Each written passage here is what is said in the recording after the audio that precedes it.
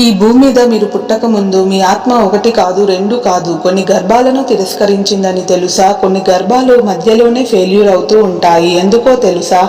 అవి శరీర రూపాల వల్ల అని వైద్యశాస్త్రం చెబుతున్నారు. కానీ ఆత్మ అంగీకరించని దారులు కావచ్చని వేదం చెబుతుంది. వైద్యశాస్త్రం చెప్పే కారణాలు ఒకవైపు ఉంటే, వేదాలు చెప్పే కారణాలు అంతరాత్మ దాకా వెళ్తున్నాయి.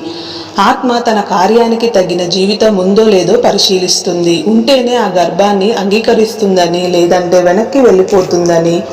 మీరు పుట్టిన తల్లి ఒక యాదృచ్ఛికం కాదు, ఆమెను మీరే ఎంచుకున్నారు. మీ తల్లిని మీరు ఎంచుకున్న సత్యం ఏమిటనేది, వేదాలు చెప్పిన అసలైన పుట్టుక రహస్యం గురించి ఈ వీడియోలో తెలుసుకోబోతున్నాం. సో వీడియో చాలా ఇంట్రెస్టింగ్గా ఉంటుంది. వీడియోని పూర్తిగా చూడండి. ఈ వీడియోలోకి వెళ్ళే ముందు ఈ వీడియోని మీ సపోర్ట్గా జస్ట్ ఒక లైక్ చేసి సబ్స్క్రైబ్ చేసుకోండి. పుట్టుక అనేది ఒకసారిగా జరిగే ప్రక్రియ.